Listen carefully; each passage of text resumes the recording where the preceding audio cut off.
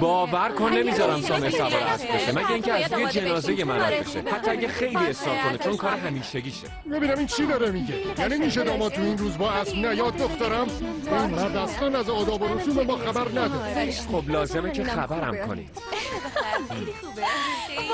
خنده داره. راستی سامر با این ایده مخالف و قبول نمیکنه سوار اسب بشه. کافیه دیگه با من بحث نکن. همون که گفتم باید این کار انجام بشه. چیه اینجا؟ بابا توضیح بده.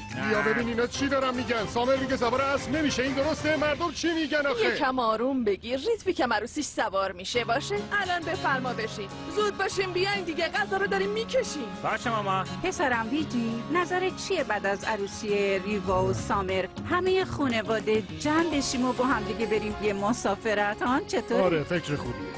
مامان بزرگ بذار برن ماه عسل، من براشون بلیت گرفتم بابا. یعنی ماه عسل مهمتره؟ برو برامون تدارک مسافرت رو ببین. زود باش. رو چشم. رنگا رو پسندیدی؟ آره قشنگ. مشکل اینه که کارهای زیادی باید میکردم که مهمترینش ماسک برای صورتمه، ولی نرسیدم. همه کارا رو انجام بدی، میدونی که وقت نداریم.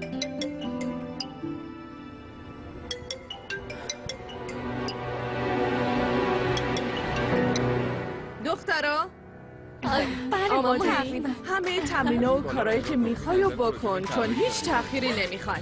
بعدم نیایی بگی من استرس دارم و ماما نگران نباش، همه چی عالی پیش میره. به جز یک کار مامان من باید دخترم بعد از ازدواج هر کار میخوای من این حرفا رو بهش گفتم. واقعا ببین زیبایی فقط زیبایی قیافه نیست، زیبایی روح و اخلاق. مردا اینو بیشتر دوست دارن. درسته مامان.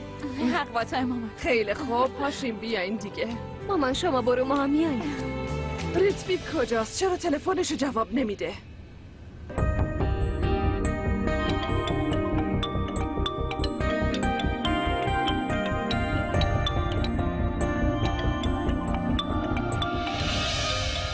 مامان ببین داره چی کار میکنه، همش منو میزنه. چرا سر و صدا میکنی؟ دردم میگیره. خب تلفنتو جواب بده دیگه.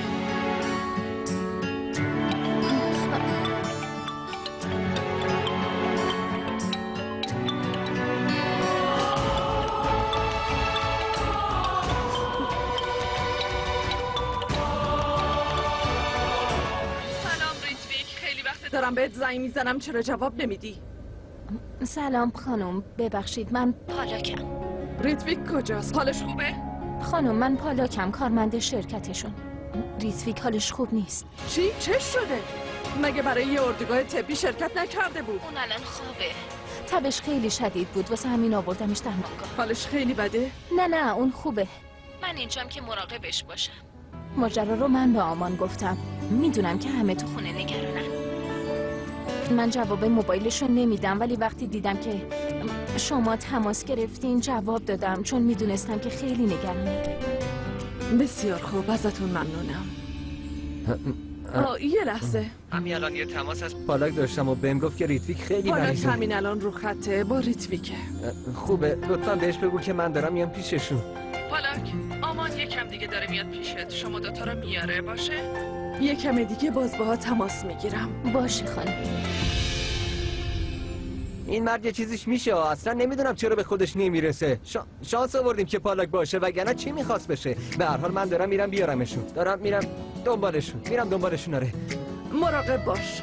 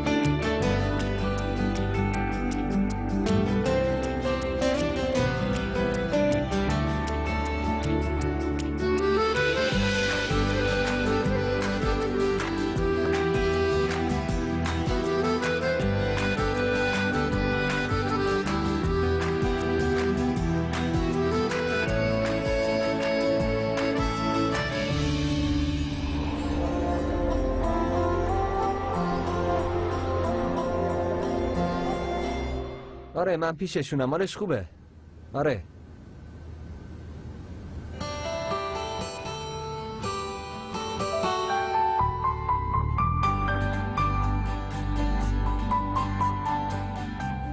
یه لحظه، میخواستم به خاطر اینکه تو این مدت ازم مراقبت کردی تشکر کنم. خواهش میکنم. تو منو نجات دادی. داروهاتو بگیر. اینو باید قبل از غذا بخوری. به موقع بخور که زودتر خوب بشی. باشه. فردا تو شرکت حرف میزنی.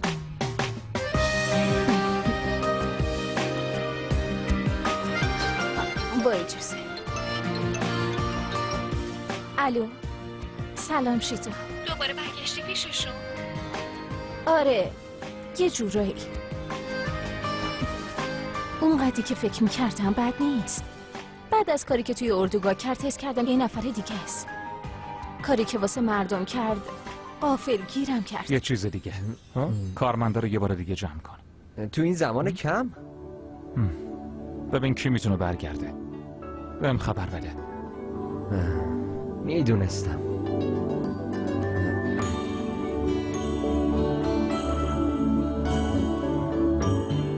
آقای شارمار دوباره همه رو صدا کرده.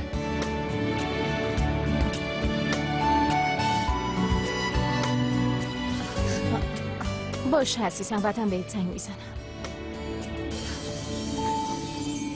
برات چایی بگیرم؟ ها؟ چایی؟ نه، دیشب من چیزی یادم نیست. من داشتم هزل میگفتم. آره گفتی، ولی مهم نیست. نمیخواد چیزی رو توضیح بدی. هممون یه گذشته داریم و این گذشته؟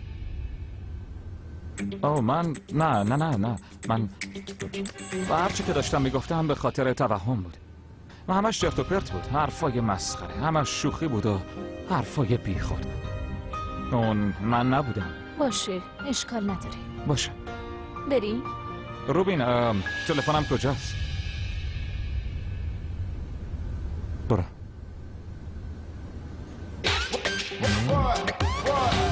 قربان نظرتون چیه؟ به نظر من همه چیز باید عالی و بی‌نقص باشه، ولی من اینجا فقط دارم رنگ زرد میبینم. پس داستان چیه؟ چرا یکم تنوع ایجاد نمی‌کنی؟ ولی من دارم طبق طراحی پیش میرم. این چرت و پرتا برام مهم نیست. این طراحی به درد خودت میخوره. تو چرا انقدر نگرانی؟ بابا تو چته؟ چرا اینجوری داری میرقصی؟ الانه که زلزله را بندازی یا خونه رو رو سرمون خراب کنی. باشون برقص. خواهش میکنم منو بفهم. از این رنگ خوشم نمیاد. بابا نگاش کن منو میزنه. چی برو بیرون. برو پی کارت بریم. بابا همین روزا همه چی آماده میشه و مشکلی ندارم. دقیقاً همینه. ولی من کاملا مشکل دارم. این عروسیه نه پارتی. مثل میمون رو میزا میشینن و من اصلا خوشم نمیاد از این وضعیت. ولی ما صندلی براشون اختصاص دادیم برای همه. ساکت باش ببینم. اینا مهمونن، بچه مدرسه‌ای که نیستن. تو هر جور دوست داری بشینن. اینجوری نمیشه. اوی اونو از اونجا برده ببینم. بابا گوش کن. پدر دیوونه. کارتو بکن. یه لحظه وایسا. اینو بذار سر جاش از اینجا برو. بابا خواهش می‌کنم یه دقیقه گوش کن. مامان اینجا یه چیزی شد. کجا؟ جوش زدی. نه این پایان دنیاست مامان. جوش در آورد. یکم خمیر دندون بذار روش. برو یه چیزی نمیشه. برو.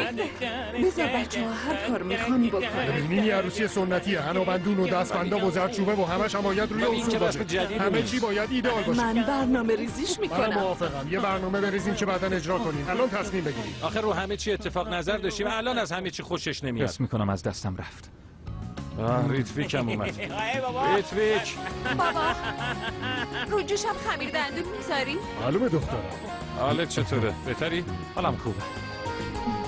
آره معلومه بهتری. آخه تا کی میخوای ادامه بدی؟ غذا نمیخوری، به خودت نمیرسی. عروسی در پیش داریم. کسی نباید مریض بشه. ولی مامان من خیلی تب داشتم. میتونی از این بپرسی؟ میدونم مریض بودی ولی بچه‌های من ضعیف نیستن. ببین دخترم، عروسی نباید بیروح باشه. باید فوق‌العاده باشه و تا 50 سال آینده تو دهلی همه یادشون بده. آبجی بعد عروسی بچه‌ام عمه صدات میکنن. عمه ریوا. میخواستم بزنمت ولی میذارم برم. ساکت چین. داشتم میگفتم عروسی باید خیلی بزرگ باشه. مثل بمب ترکه. یعنی همه اینا به نظرت بزرگ نیست؟ نه اصلا راضی نیستم. مامان بابا اول داشت راجع به صندلی نظر میداد، الانم درباره دکور. بابا وقتی به یه چیزی گیر میده دیگه ولکن نیست. این عروسیه نه سیرک آقا. نه سیرک نیست. میتونیم بعدا با هم دعوا کنیم. این صندلی‌ها رو از اینجا ببریم بیرون و عروسی همونطور که من میخوام برگزار میشه. این ما صندلی‌ها رو دعوا ببریم. میکنیم. اصلا داد و فریاد نکن که تأثیری نداره. چرا باید داد بزنم؟ من دارم آروم حرف میزنم. تاری داروی ریتویکو بیار. منم همینطور تاری. تو چرا میخندی آخه؟ الو نینا، بهم میگی اسم اون دختری که عروسی برادرزادتو برگزار کرد چی بود؟ من یادم رفته. ماجید شارما. ماجید شارما عروسیای سنتی برگزار میکنه؟ بله. پس شماره‌شو برام بفرست. اینا دارن منو دیوونه میکنن. زودتر برام بفرست. الان میفرستم. یادت نره ها. ممنون. من که بهتون گفتم اینجوری دلم نمیخواد. به آرزوت میرسی. چی؟ من نمیدونم چی شد؟ حضور مامان چی؟ ما رو گفت چرا اینقدر عجله داری؟ راجب کی بود؟ ما بود یا کی؟ قطعا اون. من نمیدونم. آره گفتی ولی مهم نیست. نمیخواد چیزی رو توضیح بدی. همه یه گذشته‌ای دارن. چرا همه چی به دختره گفتی؟ این چه وقت هزیون گفتم بود؟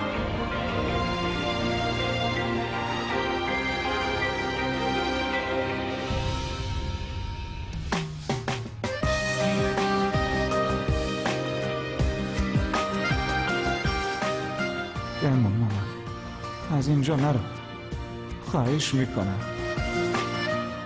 چای خواستید خانم؟ آره بذارش اونجا. خانم میشه من حقوقمو بگیرم؟ باشه بهت میدم.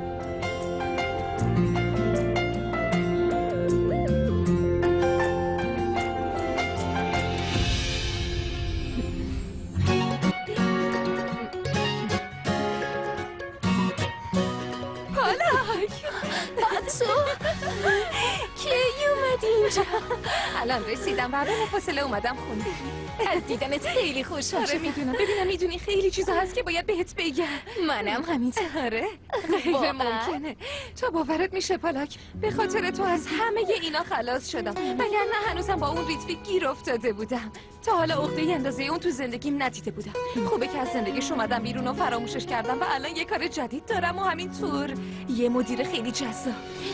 آقا روحی، این فقط یه وعده بود، بعدش دیگه چیزی نگفت. من فقط منتظر موندم که اعتراف کنه. مطمئنم به زودی بهت پیشنهاد میده و ازم خواستگاری میکنه. خدا رو شکر. پس بهترین چیز این بود که از دست ریتویکم خلاص شدم، وگرنه تا ابد گیرش میافتادم. واقعا نمیتونستم. آهای کجا ماتت برده؟ هیچی. ببین این غذا خیلی خوشمزه است. نوشه جان. پالاک تو واقعا چه فکری میکردی؟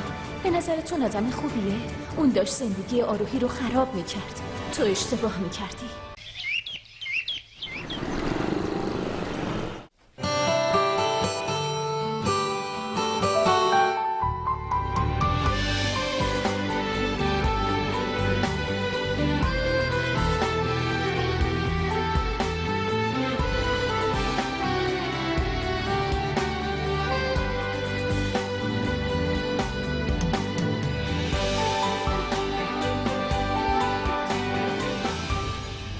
آره قطعا این حرفا درسته. مدیر و پالاک دیشب همش با هم بودن. تازه تنها دور از اینجا. کی میدونه چی شده؟ من که نمیدونم. دروغ میگی، من باورم نمیشه. من دروغ نمیگم باشه؟ اساسا شما اون موقع شرکت نبودین. میتونم بفهمم چرا کارمندا رو برگردوندن، چون مشکلشون حل شده و دارن وارد مرحله جدیدی میشن. خب داداش آره؟ تو این از کجا میدونی؟ به سادگی من دست راست رئیسم و اون همه چی رو بهم میگه.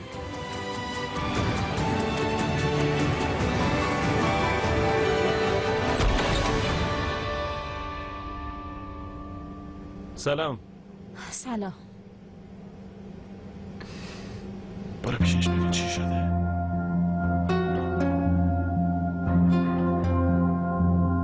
سلام. سلام. من شیامم. 5 ساله توی این بخش دارم کار میکنم و لازم نیست که رزومه خودم رو برای شما بگم. و مدیر شرکت ریتویک نون جوون خیلی خاصیه. تو داری با اون کار میکنی درسته؟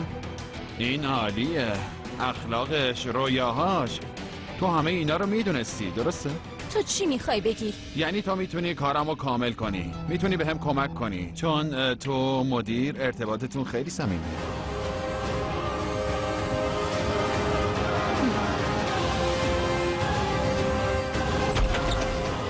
تو واقعا خجالت نمیکشی؟ تو چه جور مردی هستی؟ فکر کردم آدم خوبی هستی. فکر کردم نیتت خیره و حس انسان دوستی داری. مردا گاهی خوبیشون رو مخفی میکنن، ولی اشتباه کردم. چون من امروز دوستم رو دیدم، همون دوستم که زندگیشو خراب کردی و بعد از دیدنش نظرم نسبت به تو عوض شد آقا. چون تو اصلا آدم طبیعی نیستی. داری تو شرکت شایعه پخش میکنی که من اون شب با تو بودم. آخه چرا این کارو میکنی؟ روبین به همه گفته که ما با هم بودیم. چطور میتونه این کارو بکنه؟ من تو لحظات سخت کنارت بودم. اون وقت تو چی کار کردی ها؟ جواب بده. داری شایعه پخش میکنی که یه چیزی بین من و تو بوده؟ چرا این کارو کردی؟ چرا آخه؟ چیو میخوای ثابت کنی؟ دختری که دشمنت بوده حالا حاضر هر کاری واسط بکنه؟ هیچ کدوم از سوالاتو جواب نمیدم. یعنی تو پشت همه اینایی؟ یه دقیقه هم اینجا نمیمونم. حسابشو میرسم. به هم بگو چه کار قانونی میتونم علیهش انجام بدم. اون مردک داره با آبروی من بازی میکنه. این موضوع به عفت من مربوط میشه. برام مهم نیست که اون رئیسم باشه، هر کاری باشه انجام میدم. چی کار میکنی؟ نمیخوام باهات حرف بزنم. گوش کن، فقط یه بار گوش کن ببین چی میگه. نباید به اون مرد اعتماد میکردم. منو پیش کارمندا مسخره کرده، راجبم شایعه درست کرده. این غیر ممکنه. ریتویک همچین کاری نکرده. میدونم که همه دارن اینو میگن، ولی به ریتویک ربطی نداره. به من اعتماد کن. غیر ممکنه اعتماد کنم. من به این مرد اعتماد ندارم. شایعه خود به خود پخش نمیشه. مطمئنم که اون پشتش بوده. مطمئنم. سال بینی ماه تولدم میگه که امروز یه روز خیلی خوبه. یه لحظه، این قهوه برای کیه؟ برای آقای ریتویک. یکم شکر بریز. برو درستش کن. ولی تو ازش خوردی؟ خب خورده باشم. چی شده؟ مگه دنیا به آخر رسیده؟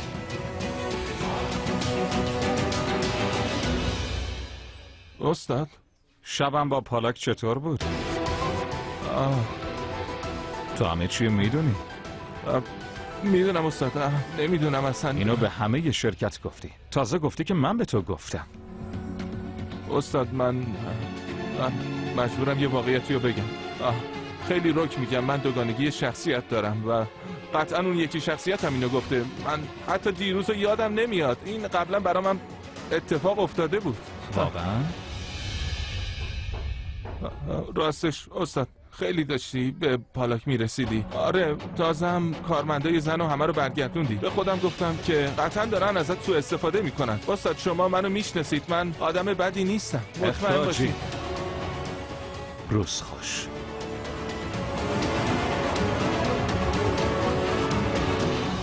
میگم داشتم فکر میکردم که چرا روز نامزدی حلقه دست هم دیگه نکنه. نظرت چیه؟ فکر خوبیه. مامتا، برگزار کننده عروسی سنتی کجاست؟ آمان، خواهش میکنم این آدم از توی موام بردار، شیوی گذاشتتش. اینم روغن. کدوم دیوونه این کارو قبل از عروسی با خواهرش میکنه؟ آمان به نظرت پاک میشه؟ باشه برش میدارم. ریوا، باید باهات صحبت کنم. چند لحظه ببخشید.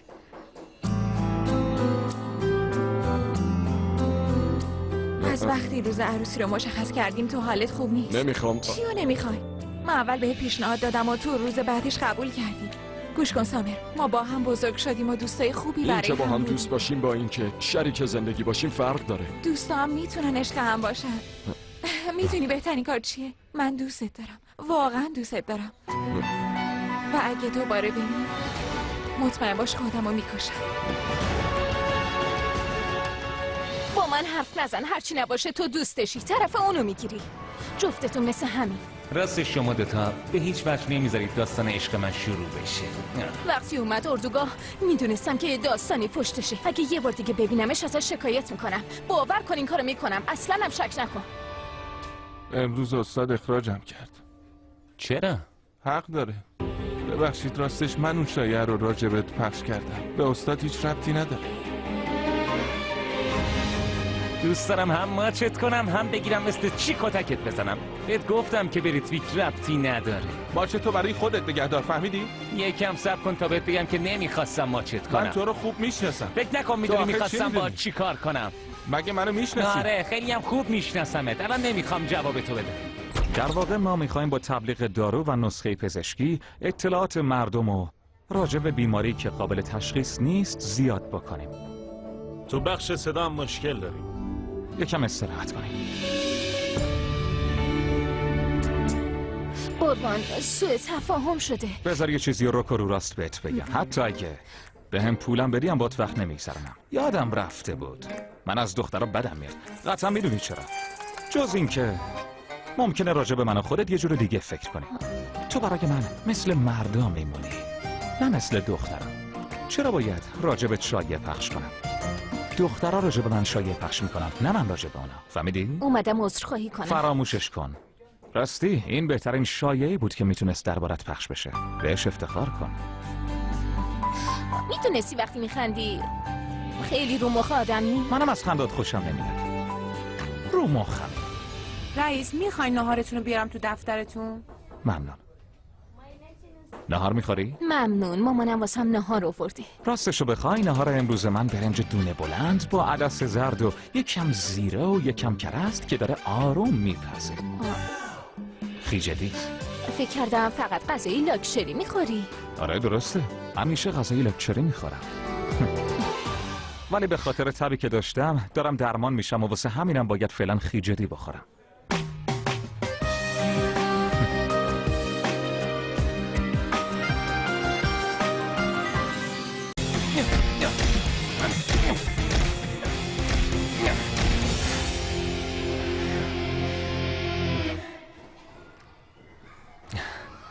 سلام. سلام. پالک؟ آره، چون به کارمندا واسه ثبت نام باشگاه تخفیف دادن. کار آدمو تنبل میکنه ولی تمرین حال آدمو خوب میکنه. درسته. بذار نشونت بدم. اینجا جای دمبلاس و اونجا هم دستگاه ها و اونم بخش تمرینای هوازی. بقیه جزئیات و مربیا بهت توضیح میده. ممنونم. تو همیشه پشت ریتویکو میگیری. با اینکه من حرفتو گوش نکردم ولی میدونی تو دوست خوبی هستی. خب تو هم دوستای خیلی خوبی داری. منظورم شیتا هم باید بیاد باشگاه، درسته؟ آره باید بیاد. منظورم اینه که همه باید بیان باشگاه و ورزش کنن. خب شیتا هم لازمه که برای سلامتیش بیاد باشگاه. آره حق با تو. یعنی خوب نیست که تو تناسب اندامتو حفظ کنی و اون نه، درسته؟ منظورم میفهمی؟ ولی اون خیلی وقت باشگاه میره. واقعا؟ آره باشگاه میره ولی یه جای دیگه. یه سال داره بوکس کار میکنه. کدوم باشگاه؟ اگه یه ساله که داره کار میکنه پس چرا اینقدر دستش ضعیفه؟ شاید مربیاش خوب نیستن. مربیای اینجا عالین. من همه‌شون رو میشناسم. اونا حرف ندارن. واقعا؟ به شیتا میگم که اینجا رو امتحان کنه. یه چیز دیگرم حتما بهش میگم. اینکه تو به من گفتی که اون به نظر خیلی چاقه. نه نه نه نه نه. خواهش میکنم بهش نگو. اون چاق نیست. حتی اگه چاقم باشه برای من مهم نیست. باشه اون هر جوری باشه عادیه. فکر نمی‌کنم خوشگل‌تر از اون وجود داشته باشه. هر جا که میره جلب توجه میکنه و همه بهش نگاه میکنن. اون واقعا خوش‌اندامه. یعنی تو الان داری به من میگی که من و شیتا هر جا که میریم فقط اونو نگاه میکنن؟ این عادلانه نیست.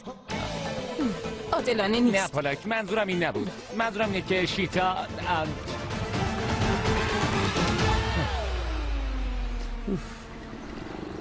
نظرت راجع به عضلام چیه؟ چطور مگه؟ شما دوستان به هیچ دردی نمی‌خورید. چت شده؟ تازه از باشگاه اومدم. چی توش ریختی؟ اون این کارو کرده. خجالت نمی‌کشی؟ ریتویکینم بهت بگم که کارمندت اومد باشگاه من ثبت نام کرد. کی؟ پالک. همون جذابه. اون جذابه؟ آره. واقعا؟ آره. منظورم اینه که یه چیز خیلی خاص داره. پس چرا با هم حرف نمیزنی؟ تو دیوونه شدی؟ چرا چرت و پرت میگی؟ منظورم اینه که اون دختره باهوش و زرنگ و بامزه‌ایه و مهمتر از همه روکه. درسته. خیلی روکه. توالت خوب نیست. من دارم میرم. یه کار مهم دارم. 5 دقیقه صبر بعدم میام. وایسا. فقط امیدوارم که این دوتا با هم دیگه خوب بشن تا بعد از این همه زحمت به شیتا برسن. کسی با طراح صحبت کرده؟ آره مامان باهاش صحبت کردم. شلوغی عروسی رو که میدونی کارهای زیادی داری. کلی چیز باید حاضر کنیم. مامان خواهش میکنم بهش بگو که یه کاری بکنه و اینکه چقدر کار توی خونه عروسی. سامر بیا اینجا. ما معمولا نمیذاریم دومادمون کار کنن ولی تو مثل پسرمی. آره زرد نه اینجا نذارش. سامر یه دقیقه بیا. بعداً صحبت میکنیم. داستان تو چیه؟ الان نمیخوام هیچ مشکلی پیش بیاد. ببین سامر، زندگی با عشق و عاشقی پیش نمیره. بعضی موقع ها اول باید آینده تو تامین کنی و بعضی کارا هم فقط برای شغلت انجام میدی. چه خوشت بیاد چه نه، شما دوتا باید عروسی کنی. فهمیدی؟ پس تمومه. اینا رو ببین، خوبه؟ خوشت میاد؟ راستش از بین این جعبه های یکی رو خیلی دوست داشتم. این از این یکی قشنگتره.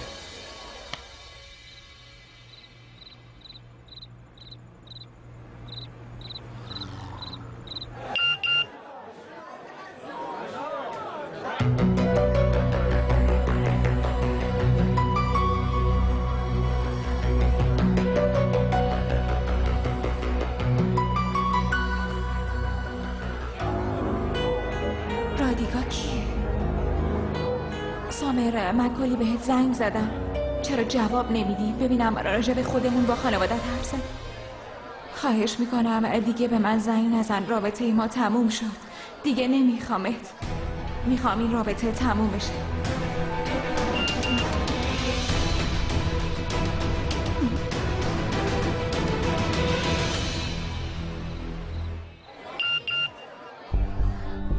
شوخی نکن سامر، شوخی نمی کنم، این حقیقت داره، برای همین دارم ازت دوری میکنم.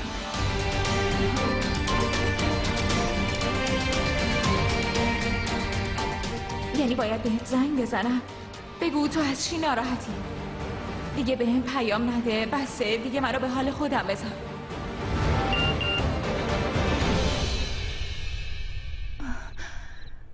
معنی این پیامات چیه؟ اینا حرفای سامر نیستن. نگاه کن ببین چطور شدم، خیلی خوبم نه؟ خیلی خوشگل شدی. خیلی خوب، سریع حاضر شد دیگه، تو جایزه بزرگو بردی. خاله راستش امروز نمیتونم بیام، حس میکنم یکم مریض شدم. چرا؟ بهم بگو ببینم کجا درد میکنه. نمیدونم یه دفعه چم شد. باشه من تنها میرم، مراقب خودت باش، من به خاطر تو میرم و یادت نره برام دعا کنی. باشه خیلی خوب من برم، تو استراحت کن، گوش کن، درو خوب ببند، وقتی شوهرم اومد کلیدو بهش بده.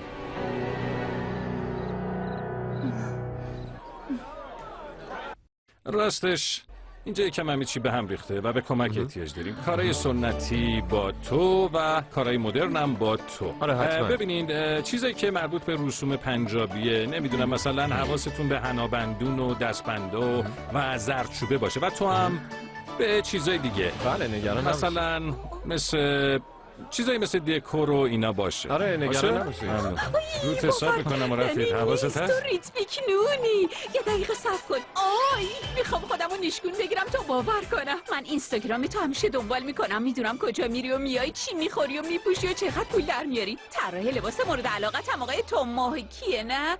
یعنی منظورم اسمش توم فورده، درسته؟ آره تو به خاطر یه کتابم جایزه گرفتی. اسمش چی بود؟ اسمش خیلی سخت بود، فراموشش کن. ببخشید شما؟ تو منو نمیشناسی، من تنظیم کننده معروف نامزدی هستم، مانجید شارما. باید اسم منو شنیده باشی.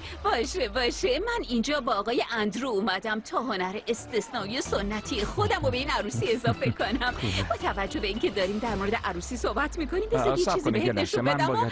نظر تو راجبش میخوام بدونم. صبر کن یه دقیقه. این دختر رو ببین، اسمش بورفیه، مهندسه و 28 سالشه، خیلی خوشگله و خانواده‌اش یه همسر براش میخواد. این چیزا اصلا برای من مهم نیست. خب آره مشکلی نیست، دخترای زیاد دیگه ای دارم.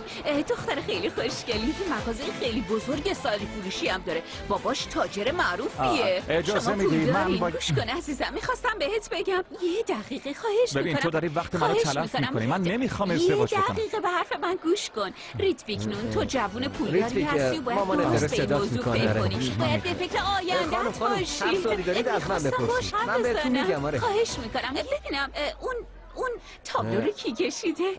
غیر قابل باوری، خیلی قشنگه واقعا. آره قشنگه. قیمتش چقدر گرونه؟ 1,000,000 روپیه. چی؟ من واقعا احمقم، اصلا چرا باید بپرسم؟ قطعا هرچی اینجاست خیلی گرونه و میلیونا میارزه. مامان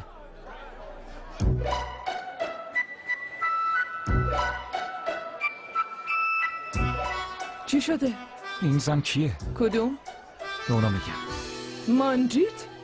عجب کناییه، ازش بدم اومد. انگار من کارت آبربانکم. رفتارش عجیبه. ببینم تو کس دیگه رو پیدا نکردی بیاری؟ کجا میتونم برگزار کننده ی عروسی تو این وقت پیدا کنم؟ یه برگزار کننده خوب راضی نمیشه با آندرو کار کنه. نمیدونم، ولی اون داشت عکس دختر بهم نشون میداد. انگار که یه قرارداد کاره. اصلا خوشم نیومد. پسرم باید به این داستانا عادت کنی. تو یه مرد خواستنی و خیلی جذاب و خاصی. قطعا دختر رو دنبالت میکنن، تازه مامانشون هم همینطور. خیلی داغونه. باورم نمیشه. مامان، راستش من دیشب خواب جودبو رو دیدم. منظورم مادرمه. میدونی که چی میگم؟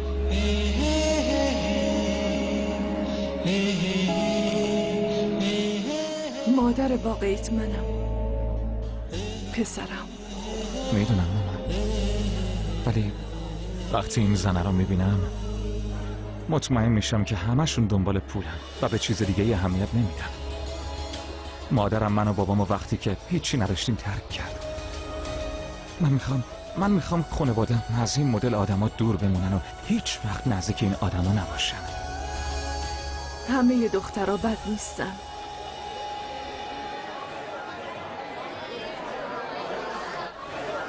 میدونی یه روز یکی رو میبینی که کلن طرز فکرتو نسبت به دخترها عوض میکنه. باهاش احساس نزدیکی میکنی، تمام نفرت‌های دلت از بین میره، عاشق میشی، در کنارش احساس خوشبختی میکنی. و من مطمئنم ریتویک اعتمادتو جلب میکنه. اعتماد و تفاهم اساس رابطه ی زناشوییه. راستش به خاطر اثر داروها قلبشو برون باز کرد و از گذشتش گفت. داستانه زیادی واسم تعریف کرد. یه چیزی رو نفهمیدم. اصلا راحت نیست که بفهمیش. من راجع به اینکه توی اردوگاه پزشکی چی گفت و کارایی که با مردم کرد بهت گفتم، درسته؟ کاملا با شخصیتش فرق میکرد. خیلی انسان دوستانه بود. شاید اون آدم بدی نباشه و احساسش رو پشت تنفرش مخفی کرده.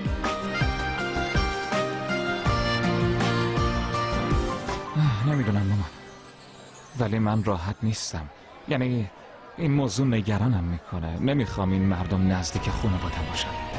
لطفاً درکم کن.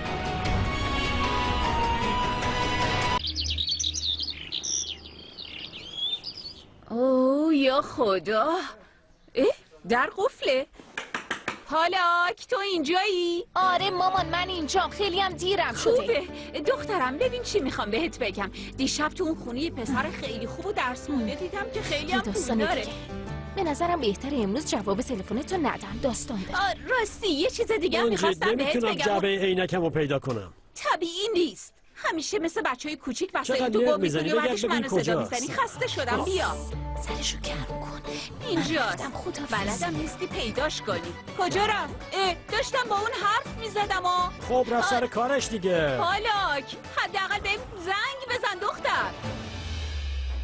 چرا باید قبل از اینکه حرفمو تموم کنم بره؟ میخواستم بهش بگم توی خونه ریتویکنون کار گرفتم. چه کاری؟ یادم رفت بهت بگم. یه عروسی بزرگ دارن و به من زنگ زدن که براشون عروسی رو تنظیم کنم. میخوام هنر سنتی خودم رو بهش اضافه کنم. میخواستم به پالاک بگم چون من و اون برای کار باید یه جا میرفتیم، ولی انگار اصلا باید غافلگیرش کنم. نظر چیه؟ این کارو بکنم ها؟ این دختر اصلا به حرف من گوش نمیده. نه باید بهش بگی این غافلگیری نیست، شوک. چرا بیرون این کارو بکنی؟ خب آقایون، الان میخوام یه فیلم به عنوان یادگاری بگیریم. پس میخوام هر کدومتون یکم حرف بزنه. حرفایی بزنید که دوست دارید بگید و به خواهرتون ریوا برسه. باشه؟ راجع به رابطه خوبتون با ریوا حرف بزنید. باشه بابا، بلدیم حرف بزنیم. آره بلدی. خب تو شروع کن. چی راجع به ریوا باید بگم؟ خیلی سختگیر و عصبانیه. خیلی رو مخه. رو مخی ترین دختر. به نظرم خواهر ریوا خیلی بدجنس احمقه و در واقع اون دختر سرزندگی و قشنگترین نکته اینه که اون همه جا میفته. یه جورایی اصلا خوبه داره عروسی میکنه، داریم از دستش خلاص میشیم مگه؟ من دارم به سامر بدبخت فکر میکنم، نمیدونم چی انتظارشو میکشه. همین که داره بیچارشه.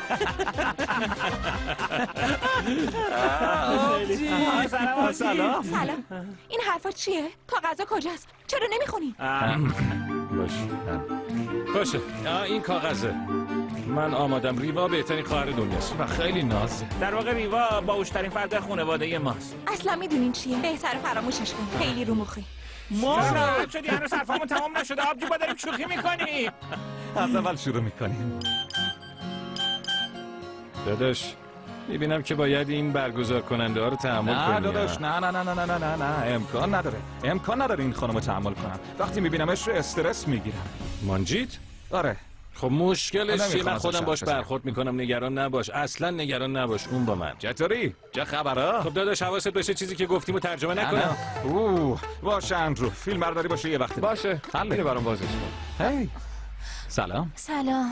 چی شده؟ فکر کنم شالمو تو تاکسی جا گذاشتم. خیلی خوب. نه ممنون، لازم نیست. مشکلی نیست، به هر حال من سردم نیست.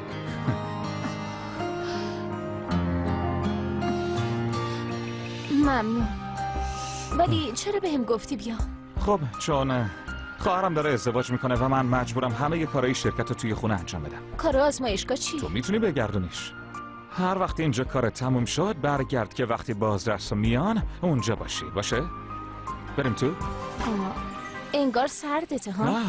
نه بهت که گفتم سردم نیست، واسه همینم کتامو بهت دادم. پس بیا همینجا کار کنیم. فکر میکنم تو خیلی شلوغ باشه. نه مشکلی نیست، یه جایی تو پیدا میکنیم، نگران نباش. بذار بریم تو. باشه؟ قبول کن سردته دیگه. باور کن از مردونگی چیزی کم نمیشه. مردونگی؟ ببخشید؟ جلوی تو؟ مشکلش چیه؟ چیه؟ انگار یادت رفته چی بهت گفتم. اگه آخرین دختر این دنیا هم باشی امکان نداره عاشق بشم. یادته؟ سردت نیست؟ خیلی. حالا میتونیم بریم تو؟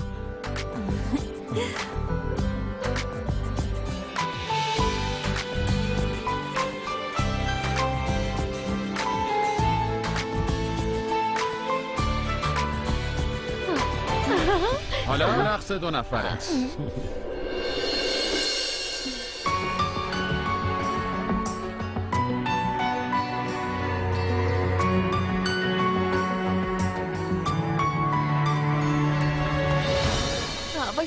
اینجوری. شما دارین چی کار میکنین؟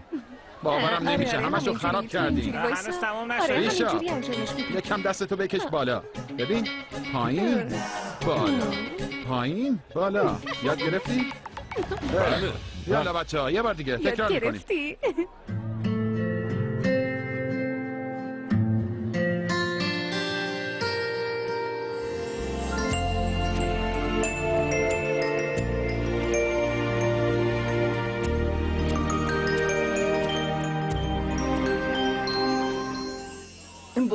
مامان ببین این لباسا خیلی تنگه، احساس میکنم نمیتونم نفس بکشم. اصلا نمیتونم. آره معلومه که تنگه. من که بهت گفتم باید امتحانش کنی. مامان ولی اصلا حرف گوش ندادی. عزیزم باید وزنتو کم کنی. من چیزی نخوردم. برو پیش تاری، ساری میتونه برات گوشادش کنه. برو. 1 2 عزیزم سنا یا 3 گوش کن. ببین چاقا خیلی مشکوکه. صرف نظر از اینکه کی مرتکب اشتباه شده فهمیدی؟ تو خیلی بی‌ادبی.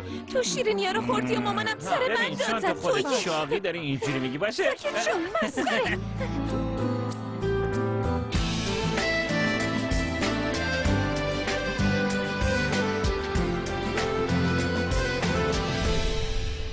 چرا وایسادی؟ میتونیم حرکت رو عوض کنیم؟ درست پیش نمیره. بیا یه چیز دیگر رو امتحان کنیم. میخوام همه چی ایدئال باشه. باشه حرکت عوض میکنیم. خیلی خوب بریم یه حرکت دیگه.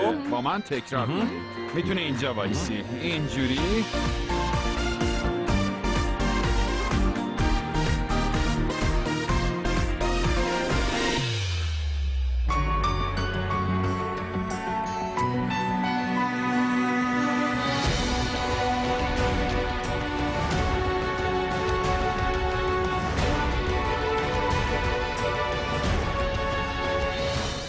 تو داری حنا رو آماده میکنی؟ عروس باید دستاشو حنا بزنه. بیجی لطفا برو ریوا رو صداش کن. بگو بیا. عزیز دلم میتونی بعداً برقصی ولی الان بهتره بیای حنا بزنی. در حال رقصت خیلی هم خوب نیست. بابا فکر ما اینجا داریم بازی میکنیم. این همه کاریه که میتونی بکنی. صبرین کنید حواستون باشه هیچ اشتباهی نکنید. میخوام عروسیم عالی باشه. باید تبریک میشه عال میشه عالیه. این آوردمش. خیلی خوب حالا دیگه من زحمت میذارم بشین.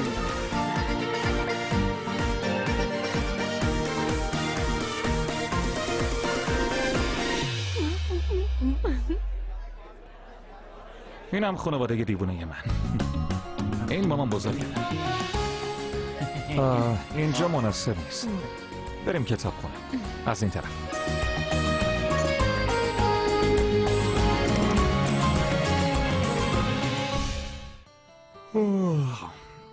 خیلی خستم ببخشید.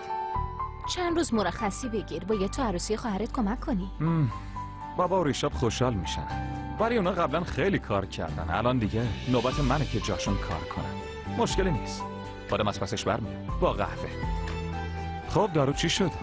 سلام بچه ها، بیاین پایین ببینم شریک رقصت کیه؟ اون؟